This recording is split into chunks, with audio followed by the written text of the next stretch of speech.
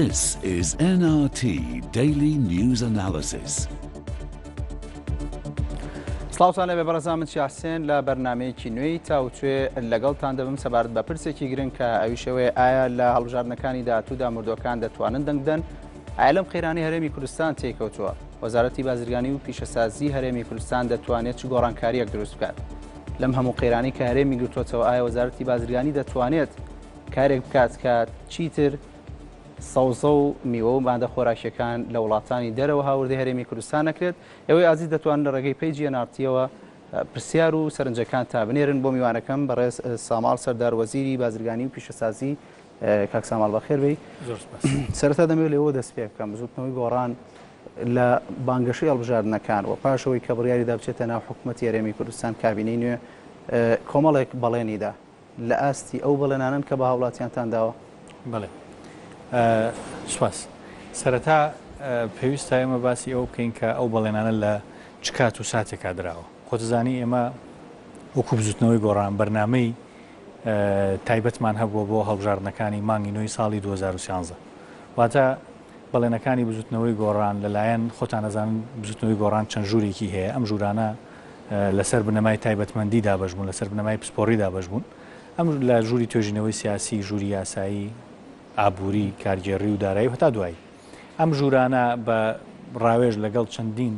خەڵکی پسپۆڕ و شارەزا هەر یەکە لە بوارەکەی خۆی ڕاوێژیان کردووە بۆی دراسەیەکی وردی واقعی ئەو کاتەی هەرێمی کوردستان بەگشتی و حکوومەتی هەرێمی کوردستان بە تایبەتی بکەن تا ئەو بەرنامەیە بنووسنەوە. ئەو دراسەی ژوورەکانتان وەزارەتەکانتان وەرگرت؟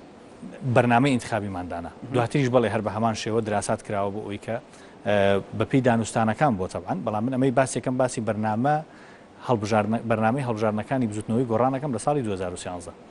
ئەو کاتە واقعی ئەو کاتەی هەرێمی کوردستان بەگشتیە حکوومەتی هەرێم بە تایبەتی خوێنراوەتەوە و لەسەر ئەو واقعە ئەم بەرنامە و پلانەدانراواتە. ئێمە نەهاتووین بەڵێنێک دابڕێژین بەڵێنی باق و بریغدار بە خەڵک بین. ئێمە دراسەیەک کراوە، لێکۆڵینەوەی ورد کراوە لەسەر واقعە. ئەم بەرنامەیەمان لێ داڕشتووە بۆ ئەوەی بتوانین جێبەجێ بکەین لەگەڵ پاکێجەکانی چاکسازی بزوتنەوەی گۆڕان وەکو پلانێکی بزوتنەوەکە احتیمادی کراوەتە سەر. واتە ئەو واقعە وای کردو ئێمە ئەو بەرنامەیەدا بنین. بۆیە پێویستە ئێمە بزانین ئەو واقعە لەو کاتایە هەرێمی کوردستان، واقعی هەرێمی کوردستان لە چ دۆخێکا بووە. ئێمە دوو جۆر بەڵێنمان بە خەڵکی کوردستان ناوە. جۆرێکیان ئەوەیە کە بە میزانی و بە بودجە و بە پارەدا جێبەجێکرێ، جۆرێکیان ئەوەیە کە پێویستی بە پارە نییە، پێویستی بە میزانی نییە، پەیوەندی بە سیستمی حکومڕانی و بە جیاکردنەوەی دەسەڵاتەکان و جیاکردنەوەی حزب لە حکوومەت و بەکارهێنانی پۆستەکە حکوومیەکان بۆ خزمەتی هاوڵاتیان هەیە. ئەوەی کە پەیوەندی بە بەرزکردنەوەی ئاستی خزمەتگوزاریەکانی حکوومەتە بۆ هاوڵاتیان، بەرزکردنەوەی ئاستی بژێوی هاوڵاتیانە، ئەم جۆرە بەڵێنانە بە بودجە دابی نەکرێت، بە میزانی دابی نەکرێت. ئێمە کە هەڵبژاردنەکان کراوە، خۆتان نەزان حکوومەت نزیکەی 8 مانگ تەخیر بوو. لەم ماوەیە ئەو سیاسەتی حکوومەتی هەرێمی کوردستان پەیڕەوی کردووە، وەزارەتی سامانە سروشتیەکان پەیڕەوی کردووە لەگەڵ وەزارەتی ئەو سیاسەتی وەزارەتی نەوت لە بەغا و حکوومەتی فیدرالی پەیڕەوی کردووە و ممارەسەیان کردووە لەو فترەیە تا 96 عفوم کە ئێمە بۆ تەواوکەم. ئێمە کە 96 داخلی حکوومەت بووین لە حکوومەتی هەرێمی کوردستان بووین، ئەم بودجەی کە 1 ملیار دلار بۆ مانگانە بووە بە سفر. یعنی بودجەیە کە مانگانە بۆ حکوومەت داتوە 1 ملیار دلار، ئەمە بۆ بە سفر. داهاتی خاڵە سنووریەکان شەڕی داعش پیا بۆ دابەزیوە بۆ 1 لەسەر 3 و 1 لەسەر 4. ئەو پارەی لە نەوت دەستکەوتووە، جگە لە شیرینی نەوت، جگە لە پارەی ئەوەی کە با بڵێن بە تەنکە ڕۆشتە دەرەوە. ئەوەش ئەو کاتە خۆتان نەزانن کێشەی ئەوە هەبووە کە کۆمپانیا نەوتیەکان ئەو کاتە نەوتی هەرێمیان بە باشی ئەکڕی، بەشی موچەی نەکردو ئەو پارەی کە حکوومەتی هەرێمی کوردستان هەیە بۆ لەو ڕۆژەوە کە ئێمە داخل بووین. عفومکەی ئاستی دووەمی بەڵێنەکانمان واتە ئێمە چوین ئیشێکمان وەرگرتووە. ئەگەر بیشوبهێنی بە کۆمپانیایەک، ئەم کۆمپانیایەک هەبووە مەسەرەن تۆ تەماشایەکی مانگی ملیۆنێک دلار داهاتی هەیە، یەک دنیا پلانت هەیە بتوانی بەمە جێبەجێ بکەیت. کاتێک وەریەگری عفومکەی کاتێک وەریەگری ئەم کۆمپانیا ئیفلاسی کردووە 2 ملیۆن دلاریش قەرزارە. ئێمە کە چوونەتە حکوومەت نزیکەی چەندین ملیار دینار قەرزاری بازار و بەرهێنەرەکان و ئەوانش بۆ لەگەڵ ئێستا نزیکەی 7 ملیار دینار قەرزارە. ئاستی دووەم ئەوە بۆ کە پەیوەندی بە شێوە ئەوکو باسم کرد، پەیوەندی بە شێوازی حکومڕانی و سیستمی حکومڕانی بە 100% توانی ومانە ئەم بەڵێنانە جێبەجێ بکەین. عفوم بکەین. ئێمە بەڵێنمان ناوە بە خەڵکی کوردستان حزب لە حکوومەت جیاکەینەوە. بۆ نمونە من ئەندامی ژواتی نیشتیمانی بووم کە پۆستی وەزیریم وەرگرتووە دەستبەرداری پۆستی ئەندامی جوواتی نیشتیمانی بوو لەو کاتێک کە ئێمە وەزیر بووین بزوتنەوەی گۆڕان هەڵبژاردننی ناوخۆیی کردووە ئێمە هیچ کام لە وەزیرەکان نەمافی خۆپاڵاوتنمان هەبوو بۆ پۆستی حزبی نەمافی دەنگدانمان هەبووە پاش وەرگرتنی وەزارەتی بازرگانی پیشەسازی ئێوە چ گۆڕانکاریەکتان لە ناو کاری با بڵێم وەزارەتەکەتانە دروست کردووە ئێستا سەرەوەش ئەجام ئەفم کە ئێمە بۆ تەواو بکەم ئەمەش هەر پەیوەندی بەوە هەیە یەکێکە لە عینەکانێمەوە بۆ کە ئەم پۆستانە بخینە خزمەتی هاوڵاتیان ئێمە لەوەتی ئەم پۆستانەمان وەرگرتووە وەکو نوێنەرەکانی بزوتنەوەی گۆڕان من دڵنیام هاوڕەکانیشم هەر بەو نەفەسە ئیشیان کردووە هەموو هاوڵاتێک توانیوێتی مامەڵەکەی بگەێنێتە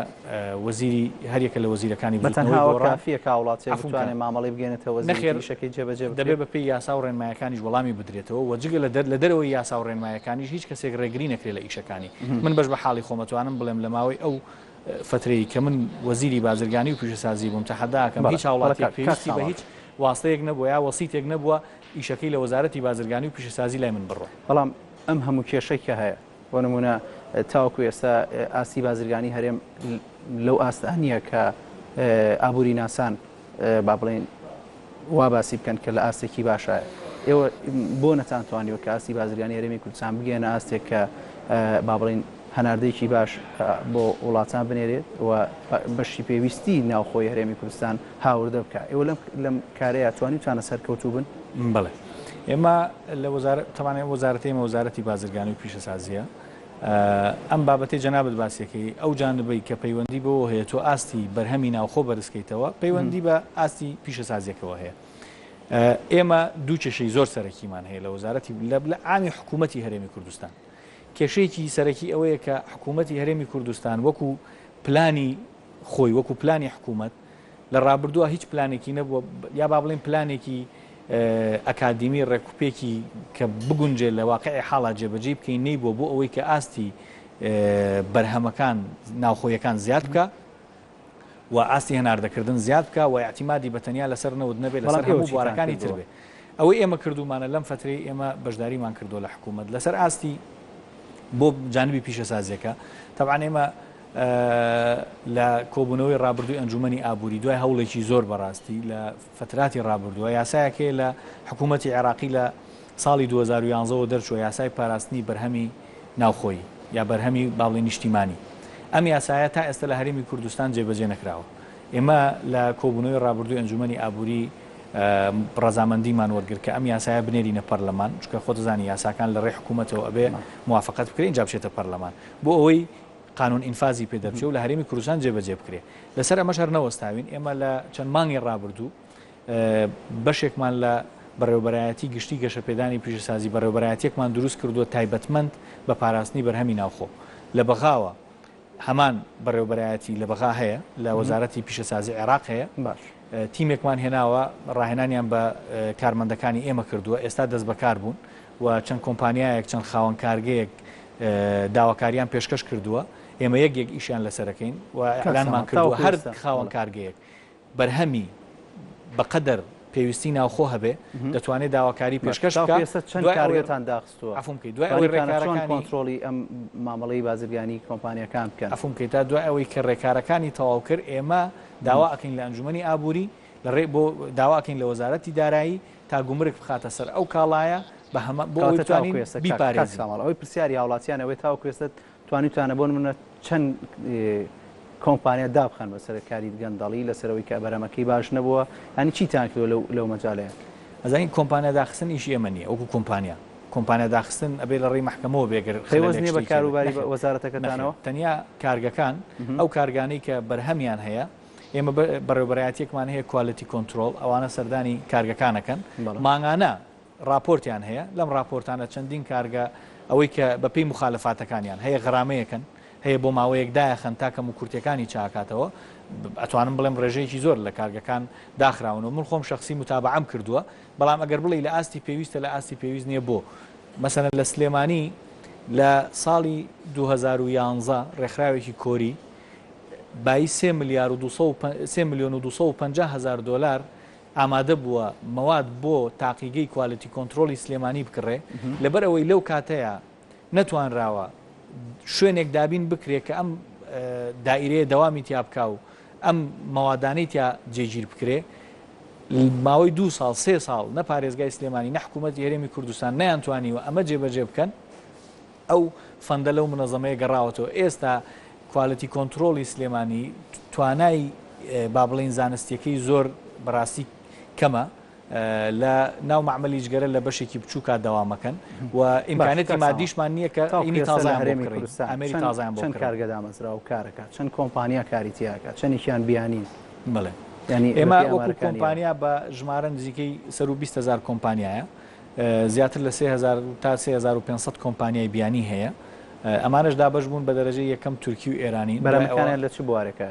کۆمپانیەکان بەرهەم شەرنیە بەرهەمیە بە کۆمپانیای بازرگانین لە بواری جیاجیا کارەکەن کارگەکان جیاوازن ئێمە 5,100 کارگەمان هەیە لە هەرێمی کوردستان بەپێی ئەو راپۆرتانەی هەیە نزیکەی 160یان کار ناکەن بەڵام ئەم 160کە کار ناکەن چەند سەبەبێکە سەبەبێکیان ئەوەیە بەپێی ئەو یاسایی کە ئێستا هەیە یاسای گەشەپێدانی پیشەسازی یاسایەکی کۆنە ساڵی 91 دەرچووە لە حکوومەتی عێراقی تەنانەت لەوێ لە ساڵی 98 ئیلغا بۆتەوە بەڵام لە هەرێمی کوردستان هەر ئیشی پێکراوە بەپێی ئەو یاسایە وەزارەتی بازرگانی و پیشەسازی مەسئول نییە لەوەی زەوی دابین بکە وەزارەتی شارەوانی بەرپرسە لەوەی کە زەوی دابین بکە بۆ کارگەکان و بەپێی بڕیارێکی ئەنجومەنی باڵای ئابووری لیژنەیەکدا ئەندراوە لەسەر ئاستی پارێزگاکان ئەو لیژنانە دابینیان کردو لەبەرەوەی زۆر کەس بەو ئیجازەیە توانیوێتی زەوی وەربگرێ و دوایی ئەو زەویە یا بۆ مەخزن بەکاربێنێ یاخود بیفرۆشێتەوە بۆیە ڕێژەیەکی زۆر خەڵک هاتوون لای ئێمە مۆڵەتیان وەرگرتووە لە ڕابردووە زەویان پێوەرگرتووە و بەکاریان نەهێناوە بۆ کارگە ڕێژەیەکی کەمیش ئەوەن کە ئێستا بەرهەمیان هەیە و ئەیبینی هەندێکی کەمیش بەڕاستی ڕێژەیەکی کەم من خۆم چوم سەردانی ناوچە پیشەسازیەکانم کردووە هەندێک کارگەشن لەبەر قەیرانی دارایی و لەبەر ئەم وەزعی ئێستا هەیە داخراون بەڵام ئەوانەی کە زەویان وەرگرتووە بۆ غەڕەزی خۆیان بەکاریان نەهێناوە کردویانە بە مەخزن یا فرۆشتویانەتەوە ئێمە لە ماوەی ڕابردووە 150 کارگە لە سەرانسەری هەرێمی کوردستان مۆڵەتەکانیانمان هەڵوەشانۆتەوە و نردومانە بۆ وەزارەتی شارەوانی بە نووسراوی فەرمی تا زەویەکانیان لێ وەربگیرێتەوە و بدرێ بەو هاوڵاتیانەی کە فعلەن معمەلیان هەیە و ئیشەکەن و زەویان وەرنەگرتووە بەداخەوە دوای ئەوەی کە جەختیشمان لێ کردووە تا ئێستا بە تەواوی جێبەجێ نەکراوە ئەو بڕیارە لایەن وەزارەتی شارەوانیەوە وچانێک وەرەگرین ئێستا باسوی شاری سلێمانی کاتی بەربانگە بەڕێزان وچانێکی کورد وەردەگرین و لەگەڵتان بەردەوامە بین.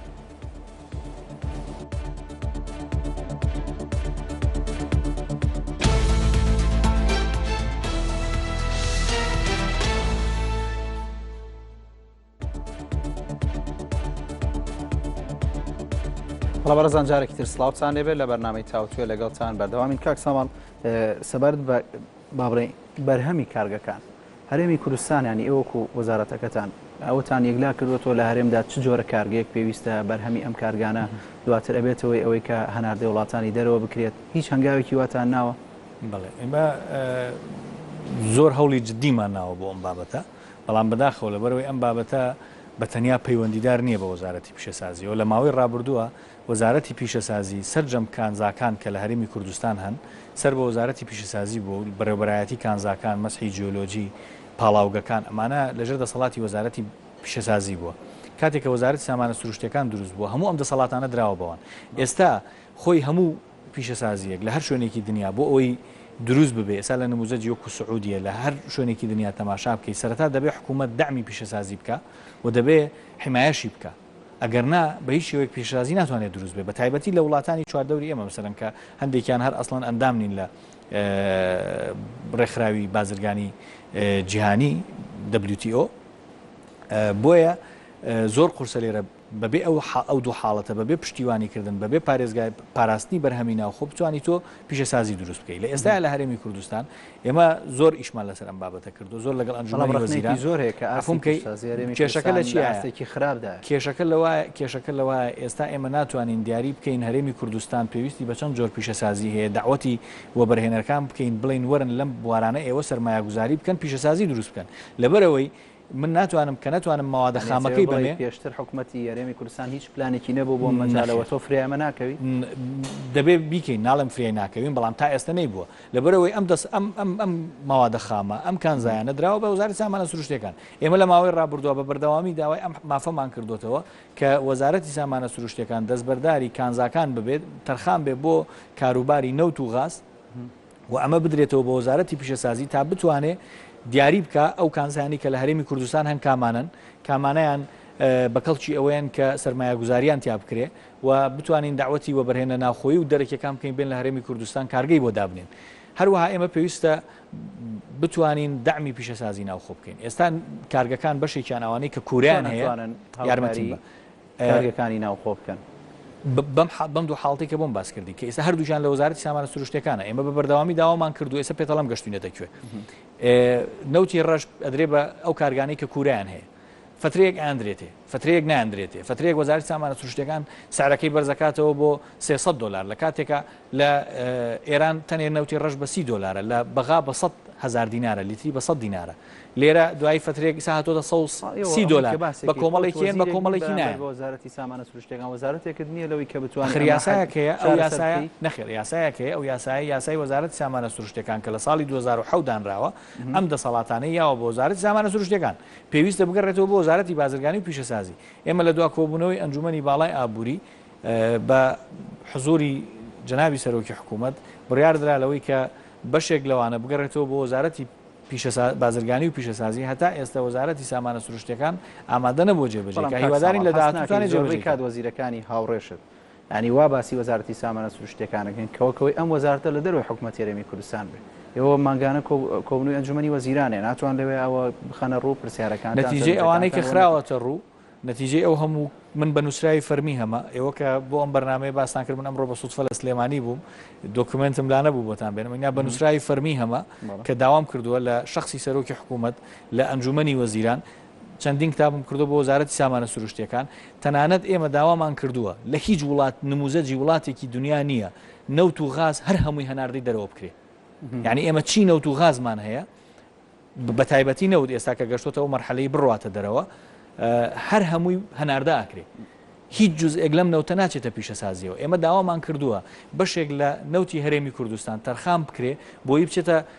پیشەسازی پترۆکیمیاویەوە و ئەم دەسەڵاتە بدرێتەوە بۆ وەزارەتی پیشەسازی بەڵام لە ئێستاە ئەم دەسەڵاتانە بە قانونی وەزارەتی سامانە سروشتەکان ئەم وەزارەتە ساڵی 2010 دروست بووە کاتێ یاسای وەزارەتی سامانە سروشتەکان دانراوە هەموو وەزارەتەکانی کە هەبوون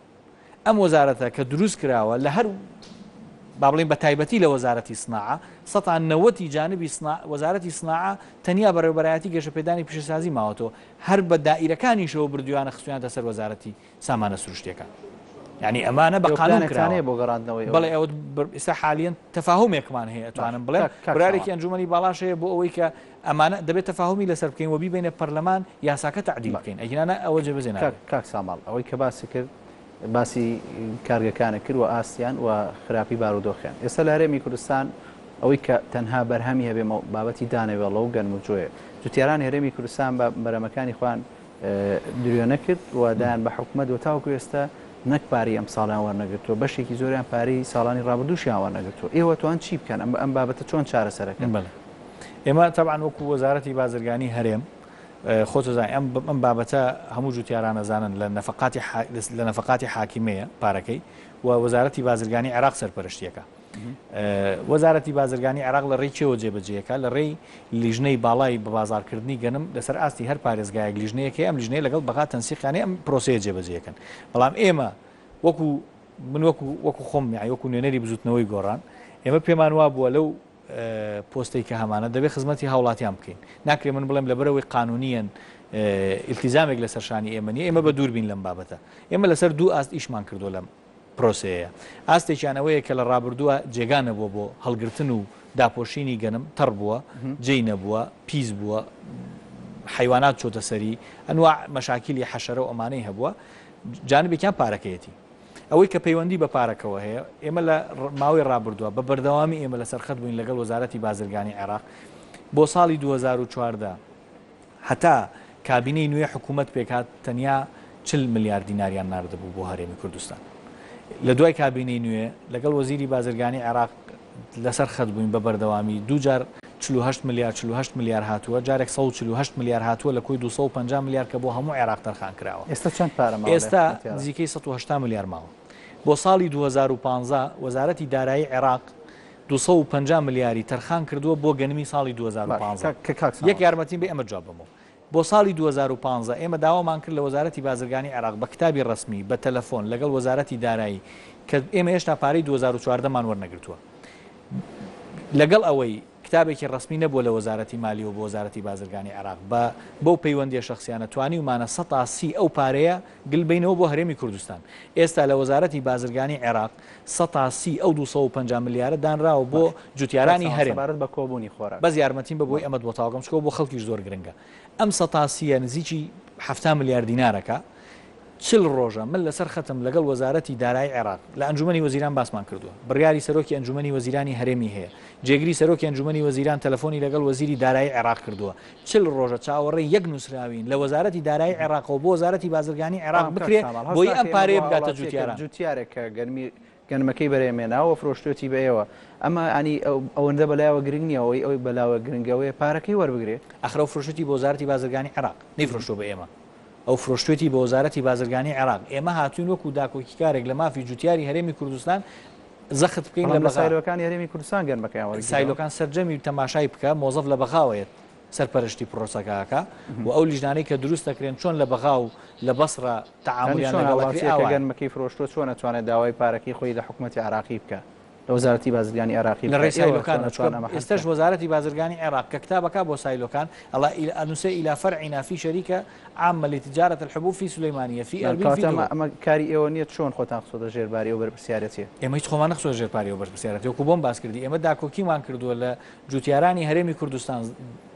وەکو پارێزەرێک هەستاوین دیفاعمان لەمان کردووە داوامان لە حکوومەتی عێراقی کردو چی زووترە پارەکەمان بۆ بنێرێ. ئێستا وەزارەتی بازرگانی عێراق 130 پارەکەی گلاوەتەوە 40 ڕۆژە من داوا لە بریکاری وەزارەتی دارایی عێراق دکتۆر فازڵ نەبی یەکەم کەنیۆنەری کوردە و لەسەر لیستی کوردی لەوێ بریکاری وەزارەتە سەرەتا دەیوت نردومە دوای فەرمانبەرێکمان نار بۆ ئۆفیسەکەی کتابەکە نەڕۆشت بوو یەک نووسراو بکە بڵێ تەمویلی هەرێمی کوردستان بکەن بۆ ساڵی 2014 130 پارەکەیان گلاوەتەوە لە وەزارەتی بازرگانی عێراق بینێرن بۆ هەرێمی کوردستان 40 ڕۆژە چاوەڕێی ئەم کتابین تا ئێستا نەیناردووە. آخر موعدمان ڕۆژی چوارشەمە بۆ لە ڕۆژی چوارشەمەش هەر نەیناردووە لە یەکشەمە شۆم ئەکەومەوە سەرخەت لەگەڵی هاوڵاتی ئەوەی کە پارەی لای با بڵێن پارەی گەنمی لای حکوومەتی هەرێم و حکوومەتی عێراق هەموو بەڵێ کەی ئەم پارەی بۆ دێت ئێستا ئەوە 130 حاضرە یعنی ئەگەر بەس ئەوەندە وەزارەتی دارایی عێراق بۆ بزانیاری جەنابەت وەزیری دارایی هەرێم کاکڕێباز بە سوپاسەوە ئەوش چەندین جار تەلەفۆنی کردووە لەگەڵ وەزارەتی دارایی عێراق بۆی ئەم کارە جێبەجێ بکرێ هەتا ئەم دقەیە جێبەجێ نەکراوە بەڵام یعنی تەنیا یەک نووسراوی پێویستە دەبێت بە کۆبوونی خۆراک و ماجانی دێن ئێوە لەلایەن ئێوە پەسەند دەکرێت ئێوە هەڵیە بژێرن یان ئەوش لەسەر حکوومەتی هەمووی لەسەر حکوومەتی عێراق هەمووی لە نەفقاتی حاکیمەیە هەمووی لە لای ئەوانە هەتا بۆ زانیاری جەنابەت هەر فەرمانبەرێک لە سایلۆکان کە کارەکەن ڕۆژانە مخەساتێکی تایبەتیان هەیە لە وەزارەتی بازرگانی عێراقەوە بۆیان دیاری کراوە هەر بۆیە لەژێر ئەوەندەی لەژێر ئەمری ئەوانان ئەوەندەی لەژێر ئەوامری ئەوانان لەژێر ئەوامری ئەمانین بەڵام بۆ جانبەکەی تری کە بۆم باس کردی ئەوەی پەیوەندی بە هەڵگرتنی گەنمەوە هەیە بە خێراکردنی پرۆسەی وەرگرتنی گەنمەوە هەیە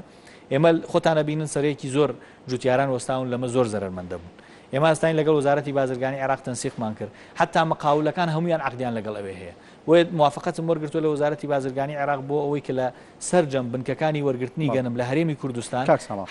مەکائین زیادکەن بۆی پرۆسەکە ئێستا حالیەن لە هەرێمی کوردستان لە هەموو شوێنەکان بنکە زیاد کراوە مەکائین زیاد کراوە و پرۆسەکە خێراتر بووە بەڵام ڕێژەی گەنمەکەش زۆرە و سەرڕای ئێمە بڕیارێکمان دەرکردو لە ئەنجومەنی وەزیران کە گەنمی دەرەوە ئەوەی لە دەرەوە هاورداکرێ نەهێنرێ بۆی زەرەر بە جوتیارانی هەرێمی کوردستان نەگەێنرێ و گەنمی ساڵانی ڕابردوو کە لای ئاشەکان ماوەتەوە دووبارە نەهێنرێتەوە بۆ سایلۆکان بۆی زەرەر لە جوتیاران نەیە بەس لە هەولێر ئێمە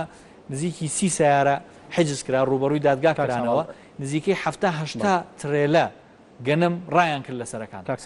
ئەمەش سەبەبێکە بۆ لیستێکی 150,000 کەسی دراوە بە زوتنەوەی گۆڕان سەبارەت بەو ناوانەی کە با بڵێن مردوون ناوی دووبارە بوون وەکو لە سەرەتای بەرنامەکەش باسمان کرد ئایا مردوەکان دەنگێن ئێوە لەم بارەیەوە چیتان کردووە ئێمە لە وەزارەتی بازرگانی هەرێم بەداخەوە ئەم پرۆسەیەش لە ڕابردووە هەروەکو پرۆسەکانی کە ڕاستەوخۆ مربوط بۆ بە بەغاوە ڕاستەوخۆ تەعاملی لەگەڵ بەغا کردووە هەموو پسوڵی خۆراکەکانی هەر سێ پارێزگاکە ئێستا ئێمە خەریکین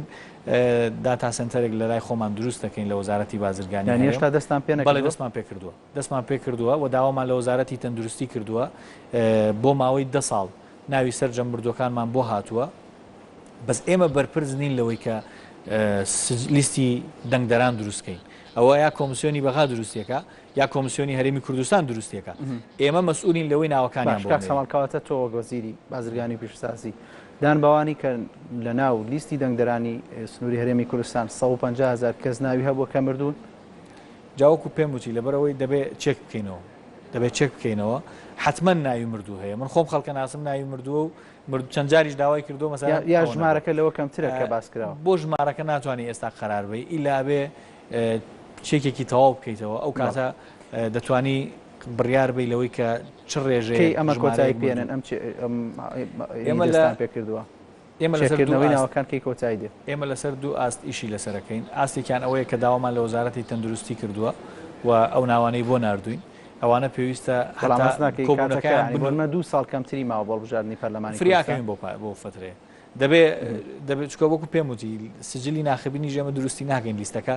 جهتێکی کە دروستێکە ئەو جهتە ئێمە بۆ هێنەری نێکوژێت بەس یارمەتیم بە ئەمە بۆ تاوکەم ئاستی دووەمی ئەوەیە کە کۆبوونی خۆراک ئێستا لە هەرێمی کوردستان کێشەکە هەر انتخابات نییە بەڕاستی ینی خەڵک بەس انتخاباتەکە بینێ نەخواردنەکەی لە ئاستی پێویستە نەڕێژەکەی لە ئاستی پێویستە ئێمە بۆ ئەمە هەستین پرۆژەیەکمان ئامادە کرد یامان بە ئەنجومەنی وەزیرانی حکوومەتی هەرێمی کوردستان ئەم پرۆژەیە باز لەوە کاکە سیستمێکی تازای ئەلکترۆنی ئێستا ئێمە ئەتوانم بڵێم 140 کارەکانیمان تەواو کردووە سیستمێکی تازای ئەلکترۆنی بۆ سەرجەم هاوڵاتیانی هەرێمی کوردستان دابمەزرێنین و ڕەزامەندی ئەنجومەنی وەزیرانمان وەرگرتووە ئێستا خەریکی پرۆسەی تەندەرینین بەم پرۆسەیە کارەکانتان خاو ناڕۆ نەخێر خاو ناڕۆ ئێمە مانگی 4 وەرمانگرتووە یارمەتیم بە مانگی 4 یەکی 4 قەرارمان وەرگرتووە ئەوە مانجی حوتە ئێمە هەموو با بڵێن ئەو قۆناغانەی کە پەیوەندی بە خۆ دەزانی ئەم ئیشێکە لە تاقەی شەریکاتی زۆر گەورایە چکە 4 ملیۆن و نیو هاوڵاتیە ئەوەی پەیوەندی بە حازرکردنی تەندەر و تەهیلی شەریکات و معلوماتی با بڵێن تەکنیکی پرۆسەکەوەیە هەموویمان حازر کردووە ماوەتەوە موافقەی پارەکەمان بۆ بێتەوە دەست پێ بکەین ئەم پرۆسەیە چیمان بۆکە ئەم پرۆسەیە نەتیجە هەموو هاوڵاتیەک کارتێکی زیرەکی هەیە ئێستا لە بەغاش دەستی پێکردو پرۆسەکە ئەوان لە ڕێوە بەرهێنانەوەیکەن کارتی زیرەکی هەبوو هەموو هاوڵاتیەک ئەو کاتە ئێمە ئەتوانین ئاستی بژێوی هاوڵاتیان جیا بکەینەوە ئێستا بۆ نمونە من وەزیرم چ پێویستەکە کۆبوونی خۆراکەم هەبێ و ماگانە بایعی وەربگرم یاخود سەرمایەدارێک یا خاوەن کۆمپانیایە کە دەخلی بەرزە ئەو کاتە ئەتوانین ئەو ڕێژەیە لە هاوڵاتیان دیاری بکەین و جۆرێکی باش لە خۆراکی بینێ بۆ منە بزووتری گۆڕانەوێت پارەی ئەم وڵاتە لای کارگەکان و کۆمپانیەکانی حیزبەوە بۆ نمونە لە مەجای نەوتە واتانەوەتەتان و پارەی ئەم بابەتە هەمووی لای حیزبەکانن تۆ وەکو وەزیری بازرگانی پیشسازی هەرێمی کوردستان تا ئێستا توانیوتە چۆن ماوەڵە لەگەڵ ئەم کۆمپانیا و کارگانەی حیزبەکانە بکەیت توانیوتە گۆڕانکاری لە جۆری کاری ئەوانە بکەی وا بکەی ببن بە دامەزراوەیەکی ئێمە لە وەزارەتی بازرگانی لە ساڵی 2013 بە یاسایەک لە پەرلەمانی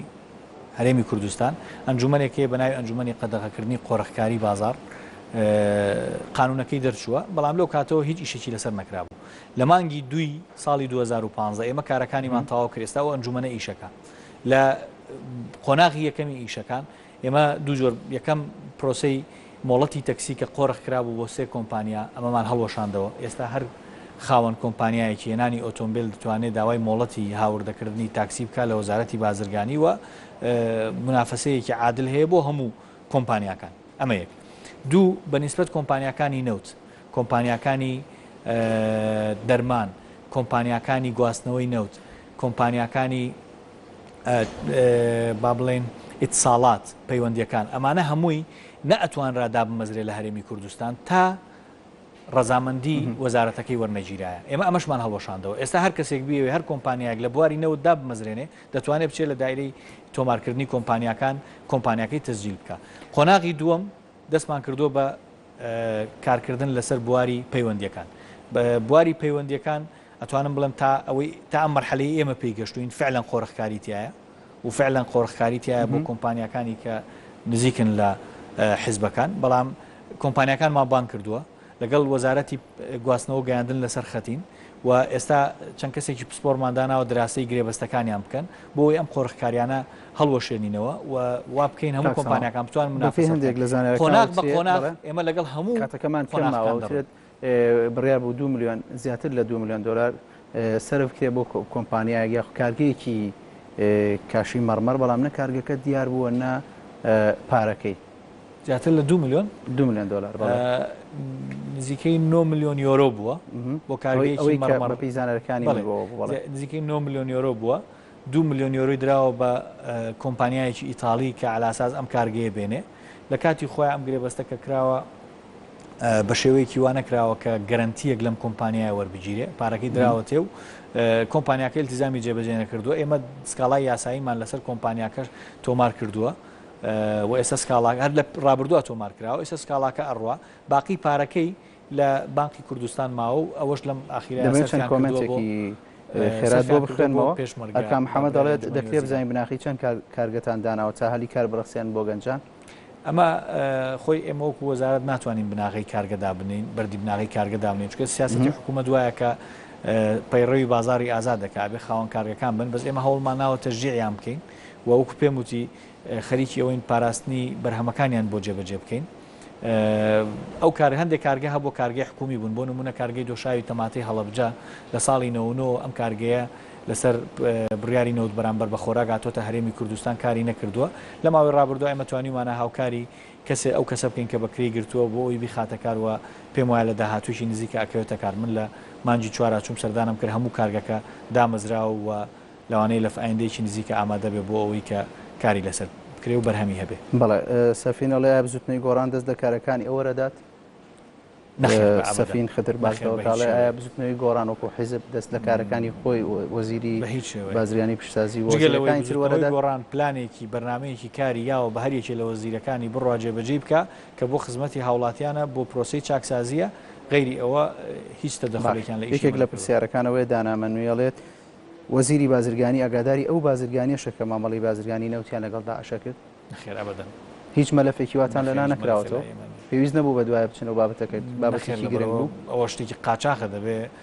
دادگا و داواکاری گشتی و ئەوانە بە دوایە بچن و ئیجراعاتی لەسەر بکەن ینی ئەو بابەتەکە ئەوە هیچ مۆڵەتێکی لای ئێوەکو وەزارەتەکەتان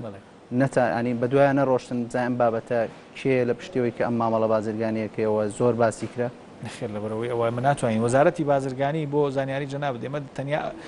ئەرکی ئێمە ئەوەیە کەسێک کە دەیەوێت کاڵایەک هاوردەی هەرێمی کوردستان بکە ئێمە دەتوانین مۆڵەتی هاوردەکردنی بێنێت تەنانەت گومرگەکان سەر بۆ وەزارەتی داراییە خاڵید حەمیدەڵێ هەمووان ئەڵێن پارتی بە مردوەکان دەنگەدا باشە بەس خەڵک باسی پارتیەکەوەیەکێ لەو پرسیارانەیە ئایا لایەنەکانی تر هەوڵی ئەویان نەداوە ئەوە لەسەر ئەو وەڵامە ڕوونکردنەوەی جەنابوو بوو سەبارەت بە ئەو ناوانەی کە ناوی مردون و ناویان تاوەکوێسە لە ئامارەکەیان ماوە ئەو من ناتوانم بەڕاستی وەڵامی ئەوە بەمەوە پرسیاری ئێوەی کردووە لایەنێکتان بەدڵنیاییەوە لە کاتی هەڵبژاردنەکانە پرسیارەکەی لەسەرەوەی ئەڵێ ئێوە پارتیتان تۆمەتبارە کرد وەکو پارتی وەکو گۆڕان ئێستا کە خۆی وەزیری بازرگانی لەو مەجالا کارەکات دڵنیا خاوڵاتیان دڵنیاکاتەوە لەوەی ئەو ئامارە کۆتایی ببێنەوە پاک بکرێتەوە ئێمە هەوڵی زۆر جددی ئەین وەکو پێم وتی ئیشمان لەسەر کردووە و هەوڵی زۆر جددی ئەین کە تا ئەو ئاستی لە توانایە بێ و ممکن بێ بیکەین تا ئەو ئاستی لە توانایە بێ و ممکن بێ ئەو پرۆسی لە دوای 23 حوزێران کە لە پەرلەمانی کوردستان چوار حزب پرۆژەیانە بوو بۆ هەموار یاسای سەرۆکاتی هەرێمی کوردستان لە دوای ئەو ڕووداوە هیچ کاریگەریەک هەبوو یاخود کاریگەری هەبوو لەسەر وەزارەتەکە ئێوە لەسەر ئیش و کارەکانی زانی ئەگەر بێتە سەرەوەی کە بڵێ کاریگەریکی ڕاستە و خۆی هەبوو بێ من هیچ هەستم بە هیچ شتێک نەکردو لە وەزارەتی بازرگانی و پیشسازی بەڵام ئەو بارودۆخە خۆتەزانی کاری تقریبا ئەتوان بڵێم کاریگەری ناڕاستە خۆی لەسەر هەموو ئاسەکانی کۆمەڵ سیارێکی تری گرنگەوەی کاڵێت بە حکوومەتی سیارەکەت بۆ تو کاڵێت ئێوە لە ناو وەزارەتەکەدان میوانن تاوکو ئێستا ئێستەخاخی انتخابی خۆتان لەسەر وەزارەتەکان وە لەسەر و پۆستانی کە لە ناو وەزارەتی بازرگانی پیشسازیە وەرنەگرتووە بۆچی لە هیچ وەزارەتی وەرمان نەگرتووە لە هیچ وەزارەتێک بزوتنەوەی گۆڕان دەبێت 124 پلە تایبەتەکانی هەرێمی کوردستان وەربگرێ تا ئێستا جگە لە 5 وەزیرەکە چەند پۆستێکی ئەوە وەزیرەکانی یەکلاوەی گۆڕان هەر بەوەندە ڕازی بوون بچنە ناو وەزارەت و کارەکان وەرگرن چۆن داکۆکی چەند جار باسمان کردووە چەند جار باسیشمان کردو لە ئەنجومەنی وەزیرانیش باس کراوە و لیژنەی دانوستانکاری ژەیە کە تایبەتمەندە بە داواکردنی ئەو پۆستانە و وەزیرەکان سەڵاحەتیوانیەوە بابەت ئەو پۆستانێک لای بکەنەوە نەخێر لەبەرەوەی پۆستەکان لە 2 ساڵی ماوە بۆ بژاردننیدا پۆستەکان لە پۆستی بەڕێوەبەری گشتی بەرەو سەرەوەیە ئەو پۆستانە لە سەلاحەتی سەرۆکی ئەنجومەنی وەزیران و ئەم بابەتان گەیاندووە بە بزوتنەوەی گۆڕان. بەڵێ هەر بزوتنەوەی گۆڕان وەفدی دانوستانکاری هەیە بۆ ئەوەی کە پۆستەکان وەربگرێەوە ئەو ئەتوانن بەر لەوەی بگەنەوە بژاردنەکانی داهاتوو بەر لە 2 ساڵ ئەم بابەتە کۆتایی پێبێن پۆستەکانێک لای بکەنەوە. دەبێەوە لە وەفدی دانوستانکار بپرسی بەڕاستی هەر وەزیرەکان ئێمە وەزیرەکان ئیش لەسەر ئەوە ناکەین ئێمە وەزیرەکان ئیش لەسەر ئەوە ناکەین ئەم پۆستەمان بنێ ئەو پۆستەمان نێنێ لە بەرەوەی کۆمیتەیەکێ ئەو کۆمیتەیە تایبەتمەندە بە داواکردنی ئستحقاقی انتخابی بزوتنەوەی گۆڕان بەڵام ئەوەندەی من ئاگادارم ئێمە ئستحقاقی خۆمان وەرنەگرتووە وەک لە یەکەشمانگەکە ئەوەیە تۆ وەزیرێک گەر نەتوانیت بۆ نوێمەدیر ئامێک بگۆڕی و ئەو ئستحقاقی کە لای تۆیە کەسێکی تردا بنی کەواتە بۆ وەزارەت تاوەرگرت. ئەزای دووشتی جیاوازە ئەگەر تۆ بڵێ ناتوانانی مدیر عامێ بگۆڕی ئەگەر مخالفەیەکی قانونی کردبێ ئەگەر ئێمە لە هەموو ئاستەکان لێرە نامەوێ ناوی کەس بێنە من بەش بە حاڵی خۆم لە وەزارەتی بازرگانی و پیشەسازی مدیرمان گۆڕیوە